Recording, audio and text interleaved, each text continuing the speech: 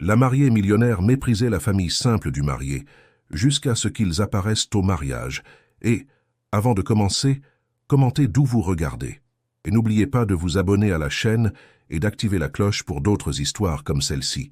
Dans le magnifique manoir Horváth, perché sur une colline surplombant Zagreb, Matea Horváth se tenait devant un miroir triptyque, tandis que la lumière du soleil filtrait à travers les fenêtres du sol au plafond, illuminant sa robe de mariée en soie parfaite, qui coûtait probablement plus que ce qu'une famille moyenne gagnerait en un an. « Parfait », murmura-t-elle, se tournant pour capturer le reflet des cristaux brodés sur sa traîne longue. Le parfum des fragrances coûteuses se mêlait à celui des fleurs fraîches qui remplissèrent la pièce. Sa mère, Ivana Horváth, entra dans la chambre, élégante dans sa robe de créateur couleur champagne. Ses talons claquaient sur le sol en marbre, tandis qu'elle s'approchait de sa fille. « Mon ange, tu es divine, » dit-elle, touchant doucement le chignon parfaitement coiffé de Matea. « Tu seras la plus belle mariée que Zagreb ait jamais vue. » Matea sourit, mais son sourire n'atteignait pas ses yeux. « Bien sûr que je le serai. J'ai organisé le mariage parfait, n'est-ce pas? 500 invités, le meilleur traiteur, les arrangements floraux les plus coûteux, et bien sûr. » Elle marqua une pause, scrutant son image dans le miroir. La mariée parfaite pour le marié parfait. En parlant de Philippe, commença Ivana prudemment, sa voix devenant plus douce. Es-tu sûr que sa famille comprend le niveau d'exigence que nous avons? Matea soupira. La frustration se lisait clairement sur son visage. Maman, nous en avons déjà parlé. La famille de Philippe est simple, mais il comprend notre monde. C'est pour ça que je l'ai choisi. C'est un avocat prospère. Il a un bon pédigré éducatif. Et oui, peut-être que sa famille n'est pas de notre niveau, mais ce n'est qu'un petit détail. Bien sûr, répondit Ivana rapidement, lissant les plis coûteux de sa robe. Je suis juste inquiète qu'il se sente décalé. Honnêtement, il vaudrait mieux qu'il ne se fasse pas remarquer, répondit Matea. La froideur de sa voix était presque palpable. J'ai déjà dit à Philippe de les placer à une table, au fond de la salle, loin des photographes, bien sûr. À travers la fenêtre, des voitures de luxe commençaient à arriver, se garant sur le long chemin menant au manoir. Les amis de Matea, également vêtus de tenues de créateurs, sortirent des voitures, riant et discutant, portant du champagne dans les mains, bien que ce ne soit que le matin. « Regarde-les », Matea sourit, cette fois plus sincèrement. « Mon monde, des gens qui me comprennent. »« Et la famille de Philippe ?» demanda Katarina, la meilleure amie de Matea, qui venait d'entrer dans la pièce. « Vont-ils même venir ?» Matea haussait les épaules, comme si la question n'avait aucune importance. Philippe dit qu'ils viendront. Son père est un agriculteur ou quelque chose comme ça, sa mère est femme au foyer. Ils ont aussi une fille, la sœur de Philippe, qui travaille dans l'informatique. Qui sait? Katarina et Ivana échangèrent des regards pleins de compréhension. « Pauvres gens », dit Katarina avec une fausse sympathie. « Ils doivent sûrement se sentir complètement perdus au milieu de toute cette richesse. Tant qu'ils ne parlent pas trop et qu'ils restent à leur place, tout ira bien, » répondit Matea, regardant par la fenêtre alors que la cour devenait de plus en plus bondée d'invités en vêtements coûteux. Philippe est assez intelligent pour comprendre qu'ils ne doivent pas se faire remarquer. Mais alors qu'elle regardait dehors, son regard tomba sur Philippe arrivant, élégamment vêtu d'un smoking sur mesure. Il avait l'air inquiet en parlant au téléphone, probablement avec sa famille. Quelque chose dans son expression provoqua un moment d'incertitude chez Matea. « Es-tu vraiment sûr qu'il est le bon choix ?» demanda Ivana, suivant le regard de sa fille. « Tu sais que ton père a toujours pensé que Marco serait un meilleur choix. Sa famille est plus comme nous. » Matea écarte la main, repoussant les inquiétudes de sa mère. « Philippe est tout ce que je veux, maman. Je suis intelligente, je sais ce que je fais. Aucune famille de paysans ne gâchera ma journée parfaite. » Mais alors qu'elle prononçait ces mots, elle ne pouvait ignorer la petite voix en elle qui lui demandait « Et si je me trompais? Et si leur simplicité me mettait mal à l'aise devant tous ceux que je connais ?» Ce petit moment de doute fut rapidement évincé. Elle retrouva son sourire parfaitement entraîné. Aujourd'hui était son jour, et rien ne viendrait le gâcher. Surtout pas une famille qui ne mérite même pas d'ombre autour de la richesse qu'elle avait créée. Le soleil se couchait lentement, projetant des rayons dorés à travers les fenêtres en vitrail du manoir luxueux où les derniers préparatifs du mariage étaient en cours. Matea marchait nerveusement dans la pièce, s'arrêtant de temps à autre pour vérifier son reflet dans le miroir. Sa coiffure parfaite et son maquillage impeccable ne pouvait cacher la tension qui se lisait autour de ses yeux. « Ça, pourquoi ne sont-ils pas encore arrivés ?» demanda-t-elle, regardant son horloge coûteuse. « Le mariage commence dans moins d'une heure, et la famille de Philippe n'est toujours pas là. » Katharina haussait les épaules, sirotant du champagne dans une coupe en cristal. Peut-être qu'ils se sont perdus, ou qu'ils ont réalisé qu'ils n'appartenaient pas ici et ont décidé de rester chez eux. Mathéa esquissa un sourire à cette pensée, mais le sourire disparut rapidement. Non, Philippe a insisté pour qu'il vienne. Il a dit que C était important pour lui. Tu sais, commença Ivana, s'approchant de sa fille, tu peux toujours changer d'avis. Épouser quelqu'un d'un statut social inférieur n'est jamais facile. Mathéa prit une profonde inspiration, sentant sa frustration grandir. Maman, Philippe est un avocat prospère. Il comprend notre monde. Mais sa famille ne comprend pas, répondit Ivana doucement. Regarde la réalité, chérie. Ils seront toujours une partie de ta vie. Lors des réunions de famille, pour les fêtes, quand tu auras des enfants, Mathéa sentit sa gorge se nouer. Elle ne voulait pas l'admettre, mais les mots de sa mère l'avaient touchée plus profondément qu'elle ne l'aurait pensé. Elle imagina les dîners de Noël avec la famille de Philippe, le silence gênant, les regards pleins d'incompréhension. Mathéa, Philippe appela doucement à la porte, interrompant ses pensées. Elle se retourna, surprise par sa présence. « Philippe, tu ne devrais pas me voir avant la cérémonie. Cela porte malheur. » Mais l'expression sur son visage arrêta ses mots. Il avait l'air inquiet, presque triste. « Puis-je te parler en privé ?» demanda-t-il. Katharina et Ivana se retirèrent, les laissant seuls. Philippe ferma la porte et prit une profonde inspiration. « Ma famille vient d'arriver, » dit-il, la regardant droit dans les yeux. « Et avant que tu ne les rencontres, je veux que tu saches quelque chose. » Mathéa se osjetila kako joj sorse ubrozava. « Quoi? Je sais que tu es inquiète pour eux, » continua-t-il. « J'ai entendu tes commentaires ces derniers jours, sur le fait qu'ils sont simples, qu'ils ne sont pas à ton niveau. » Mathéa sentit ses joues s'enflammer de honte. « Philippe, je ne suis pas. S'il te plaît, laisse-moi finir, » l'interrompit-il doucement. « Ma famille n'est peut-être pas riche comme tu définis la richesse, mais ce sont les meilleures personnes que je connaisse. Ils m'ont élevé pour apprécier les vraies valeurs de la vie, pas seulement les choses matérielles. » Quelque chose dans sa voix fit hésiter Mathéa. Pour la première fois depuis le début de leur relation, elle vit de la douleur dans ses yeux, une douleur qu'elle avait causée. « Bien sûr, » dit-elle automatiquement, mais les mots sonnaient vides même à ses propres oreilles. Philippe soupira. « Je te demande juste d'être gentille avec eux.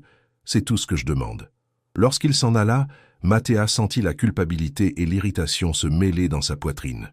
Elle savait qu'elle devrait être une meilleure personne, mais au fond d'elle, elle avait encore peur de ce que ses amis penseraient en voyant avec qui elle était liée pour la vie. « Été ?» demanda Katharina dès qu'elle retourna dans la pièce. « Les paysans sont-ils arrivés ?»« Ne les appelle pas comme ça, » dit Mathéa automatiquement, et s'étonnant elle-même. « Oh !»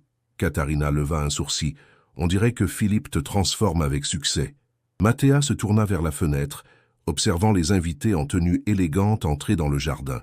Parmi cette mer de costumes et de robes de créateurs, il y avait la famille de Philippe, probablement mal à l'aise dans leurs vêtements les meilleurs, mais néanmoins bon marché. « Peut-être qu'il vaudrait mieux qu'ils ne soient pas venus, » murmura-t-elle, plus pour elle-même que pour quiconque. Mais alors qu'elle prononçait ces mots, elle ne pouvait ignorer la voix au fond de son âme qui lui disait qu'elle avait tort. Elle ne pouvait ignorer le sentiment croissant de honte qui commençait à envahir son cœur. La salle de mariage était décorée comme une scène de conte de fées. Des lustres en cristal projetaient des éclats lumineux sur des nappes blanches, des fleurs fraîchement coupées embaumaient l'air d'un parfum enivrant, et le champagne coulait à flots dans les verres de El Élite qui remplissaient la pièce.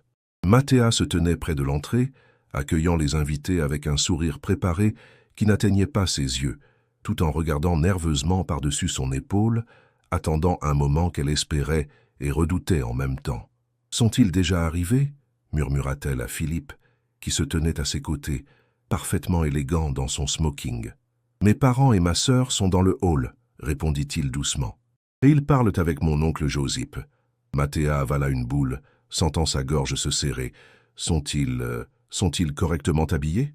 Philippe lui lança un regard qui ne pouvait pas totalement cacher sa déception. « Ils se sont habillés du mieux qu'ils ont pu. » Mathéa. Avant qu'elle ne puisse répondre, les gens commencèrent à se tourner vers l'entrée. Mathéa sentit son dos se raidir en apercevant 3 silhouettes qui entraient lentement dans la salle. La première était une femme d'âge moyen, la mère de Philippe, Marija. Elle portait une robe simple mais élégante de couleur bleu marine, avec un discret collier de perles autour du cou. Ses cheveux étaient soigneusement coiffés et un sourire chaleureux et sincère éclairait son visage. À ses côtés marchait un homme plus âgé, le père de Philippe, Tomislav, dans un costume classique qui, bien que non-designer, épousait parfaitement sa grande stature.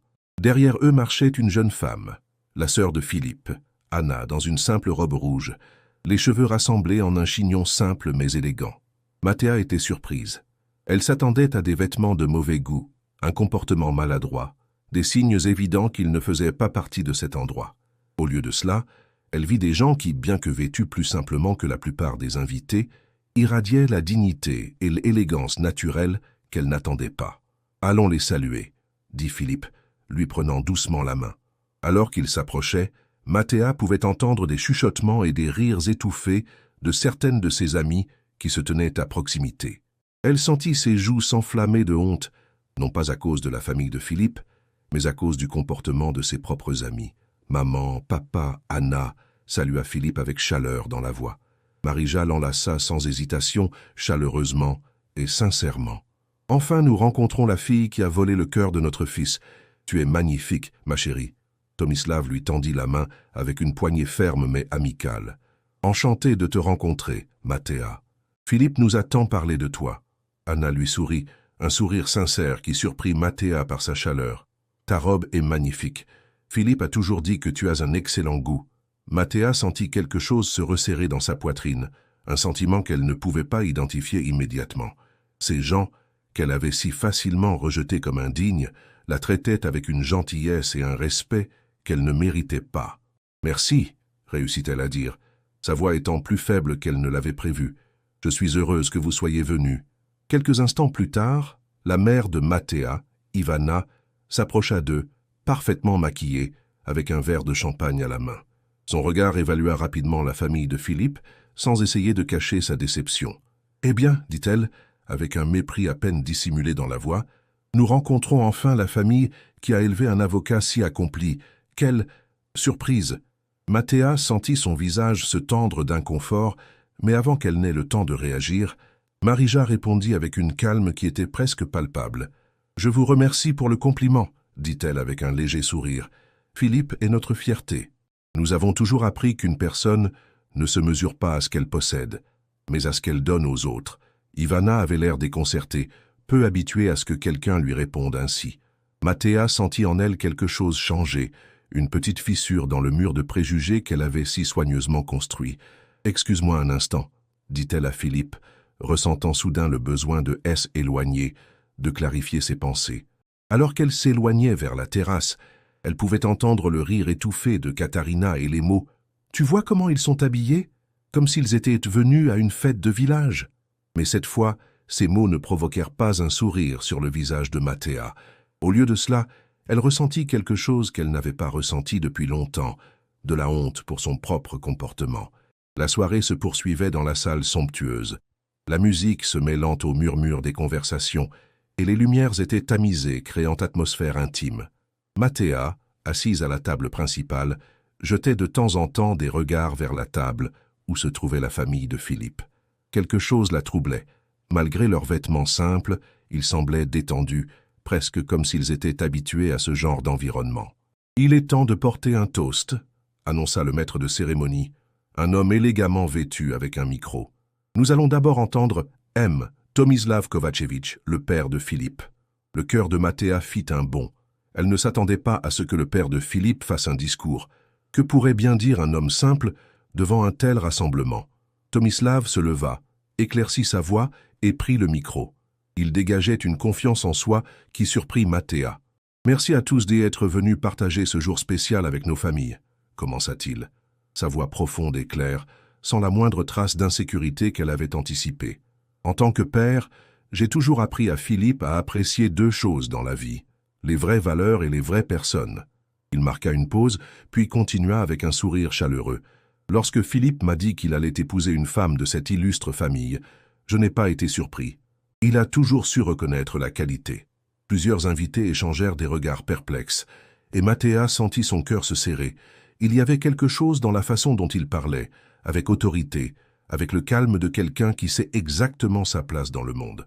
Certains d'entre vous me connaissent peut-être du monde des affaires, poursuivit Tomislav, et ces mots provoquèrent un murmure parmi les invités.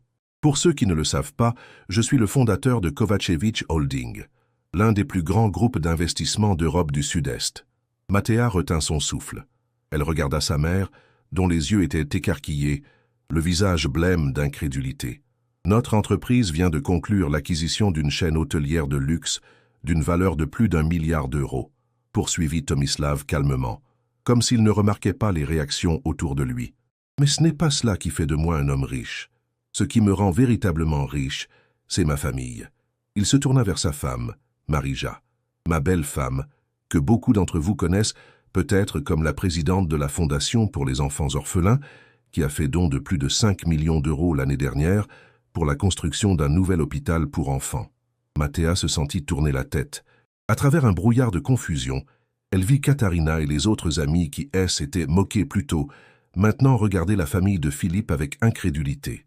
Et bien sûr, notre fille Anna, Tomislav désigna sa fille qui baissa modestement les yeux, récemment nommée PDG de Tech Future, l'une des start-up technologiques à la croissance la plus rapide d'Europe, dont la valeur est estimée à plus de 2 milliards d'euros. Le silence qui remplit la salle était presque palpable.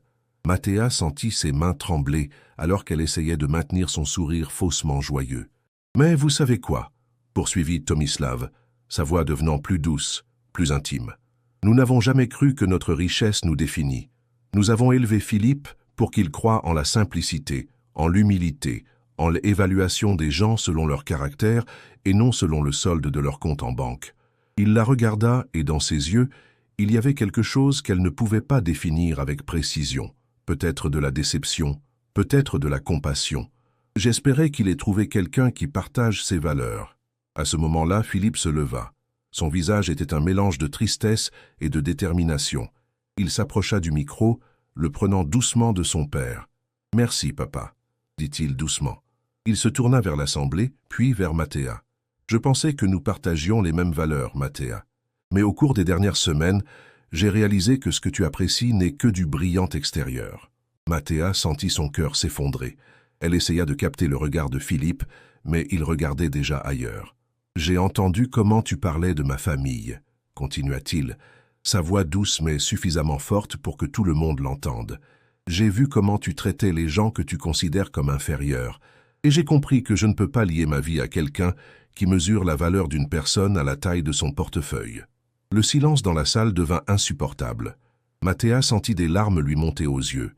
Mais cette fois, ce n'étaient pas des larmes de joie qu'elle s'attendait à avoir lors de son mariage.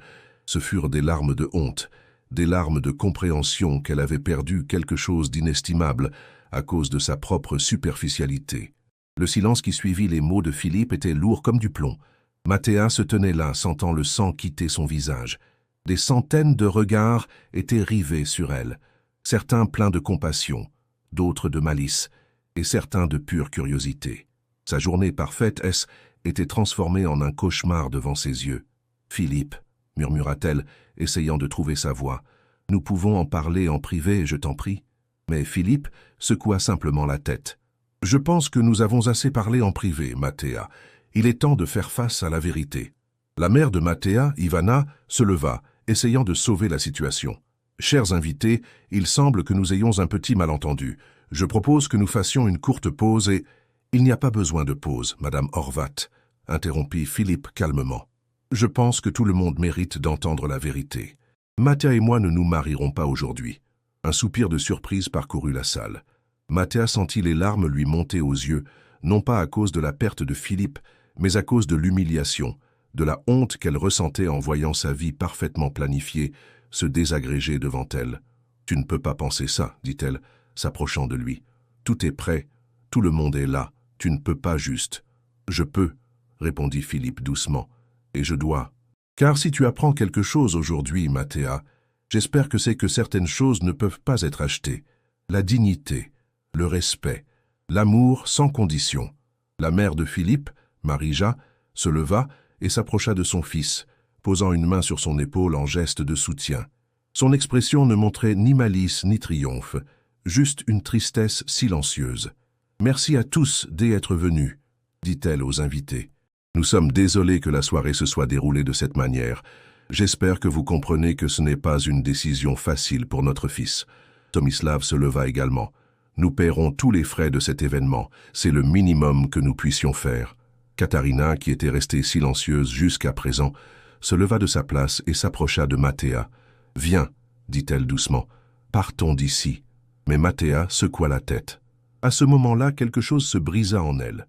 Le mur de fierté arrogante derrière lequel elle s'était cachée. Toute sa vie.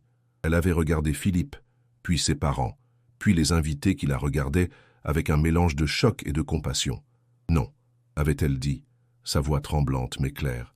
Je ne vais nulle part. Je le mérite. » LS était tournée vers Philippe, des larmes coulant librement sur ses joues, détruisant son maquillage parfait. « Tu as raison. Tu as totalement raison, Philippe. J'ai été superficielle, arrogante et j'ai honte. J'ai honte de la façon dont j'ai parlé de ta famille, de la façon dont je me suis comporté. » Philippe avait semblé surpris un instant, mais il ne fléchissait pas. « Je suis désolé, Mattea, mais ce n'est pas seulement à propos de ce que tu as dit. C'est à propos de ce que tu es, des valeurs que tu as. »« Je sais, » avait-elle murmuré, « et je ne te demande pas de changer d'avis. Je veux juste que tu saches que tu m'as appris quelque chose que personne d'autre n'a pu. » Mattea s'était alors tourné vers les parents de Philippe. « Monsieur et Madame Kovačević, je m'excuse profondément pour mon comportement. J'avais tort, tellement tort. Je vois maintenant ce que Philippe voyait en vous, les valeurs que vous lui avez inculquées. Et je comprends pourquoi il ne peut pas m'aimer. » Anna, la sœur de Philippe était approchée de Mattea et, à la surprise de tous, lui avait doucement posé la main sur l'épaule. « Nous faisons tous des erreurs, Mattea. L'important est ce que nous apprenons de ces erreurs. » Tomislav avait hoché la tête, son expression s'adoucissant légèrement. « C'est vrai. Aucun de nous n'est parfait. » Mattea avait pris une profonde inspiration, ressentant un étrange mélange d'humiliation et de soulagement. Elle avait regardé les invités rassemblés, ses amis, sa famille, des gens qui l'avaient toujours regardée avec admiration et envie. Maintenant, il la regardait comme jamais auparavant, comme un être humain publiquement brisé, mais qui peut-être, juste peut-être, peut sortir de cette rupture plus fort. « Ce soir, il n'y aura pas de mariage, » avait-elle déclaré d'une voix claire. « Mais s'il vous plaît, restez. La nourriture est payée, la musique joue, et peut-être que nous pouvons tous apprendre ce que signifie vraiment être riche. » Un an plus tard, Zagreb était baigné dans un soleil d'automne doré. Les feuilles craquaient sous les pas de Mattea alors qu'elle marchait dans le parc. Une tasse de café dans une main, les clés dans l'autre. Ses vêtements étaient simples. Un jean, une blouse blanche fluide et des chaussures confortables, différents des pièces de créateur qu'elle avait autrefois jugées indispensables. LS était assise sur un banc, respirant l'air frais, et avait sorti un petit carnet de son sac. Chaque jour, elle notait une chose pour laquelle elle était reconnaissante. Une habitude qu'elle avait développée au cours de sa thérapie qui l'avait aidée à sortir de la profonde dépression après l'échec de son mariage. Aujourd'hui, je suis reconnaissante pour une deuxième chance, avait-elle écrit de sa belle écriture. Mattea, avait-elle entendu une voix derrière elle, une voix qu'elle reconnut immédiatement. Elle se retourna et aperçut Anna, la sœur de Philippe, debout à quelques mètres d'elle, tenant un dossier dans les mains, avec une expression surprise sur le visage. « Anna », avait dit Mattea, se levant. « Comment ça va ?» Anna était approchée d'elle, avec une expression prudente, mais pas hostile. « Ça va bien, je ne m'attendais pas à te voir ici. » Mattea avait souri doucement. « Je travaille dans la nouvelle bibliothèque pour enfants en face du parc. J'enseigne la lecture aux enfants 3 fois par semaine. » Anna avait l'air surprise. « Vraiment ? Je pensais que tu travaillais dans l'entreprise de ton père. »« J'y ai travaillé, » avait répondu Mattea, se rasseyant sur le banc et montrant à Anna de la rejoindre. « Mais après, tout ce qui s'est passé, j'avais besoin de changement. » Anna était assise à côté d'elle, posant le dossier sur ses genoux. « J'ai entendu dire que tu avais vendu l'appartement au centre. » Mattea avait hoché la tête. « Oui, était trop grand pour une seule personne. Maintenant, je vis dans un petit appartement près de ce parc. Ce n'est pas luxueux, mais c'est chez moi. » Un court silence était tombé, rempli de questions inexprimées. « Comment va Philippe ?» avait finalement demandé Mattea, sa voix douce mais calme. Anna l'avait regardé avec un regard scrutateur. comme si elle évaluait si elle pouvait lui faire confiance. Il va bien, en fait, mieux que bien. Il s'est marié il y a 3 mois. Mathéa avait senti son cœur rater un battement, mais elle n'avait pas ressenti l'amertume qu'elle s'était attendue à ressentir. « Je suis heureuse de l'entendre. Est-il heureux ?»« Oui », avait confirmé Anna. Ils se sont rencontrés lors d'une action caritative. Elle est pédiatre. Mathéa avait souri, cette fois sincèrement. Elle a l'air d'être la bonne personne pour lui. « Et toi ?» avait demandé Anna. « As-tu rencontré quelqu'un ?» Mathéa avait secoué la tête. « Pas encore, mais j'ai appris à m'aimer d'abord. C'est plus important. » Anna avait l'air surprise, mais pas désagréablement. « Tu sais, quand tu as dit cela le jour du mariage, que tu avais appris quelque chose, je ne t'ai pas cru. Ça, je pensais que était juste un spectacle. Ce n'était pas le cas, » avait dit Mathéa doucement. « Ce jour-là, j'ai perdu beaucoup de choses, mais j'ai aussi gagné une leçon précieuse. Certaines personnes doivent tout perdre pour comprendre ce qui est vraiment important. » Elle s'était levée, rangeant son carnet dans son sac. « Dis à tes parents que j'ai demandé d'eux et que je les remercie. »« Pourquoi ?» avait demandé Anna, confuse. « Pour m'avoir montré ce que signifie la véritable richesse, » avait répondu Mathéa avec un léger sourire. Peut-être qu'ils ne l'ont pas fait intentionnellement, mais ils l'ont fait. Alors que Mathéa s'apprêtait à partir, Anna S. était levée et l'avait appelé. « Tu sais, j'organise un dîner caritatif la semaine prochaine pour notre fondation. Si tu veux venir, » Mathéa S. était retournée, surprise. « Tu m'invites vraiment ?» Anna avait haussé les épaules. « Eh bien, j'ai entendu dire que tu es douée avec les enfants, et notre fondation s'occupe justement d'eux. Peut-être que nous pourrions collaborer. » Mathéa avait ressenti une boule d'émotion dans sa gorge. « J'aimerais beaucoup ça, merci. » Alors qu'elle s'éloignait, elle aperçut au loin une silhouette familière, Philippe, qui marchait vers Anna, tenant la main d'une magnifique femme au sourire chaleureux. Un instant, leurs regards se croisèrent à travers le parc, et Philippe lui fit un léger signe de tête en signe de reconnaissance.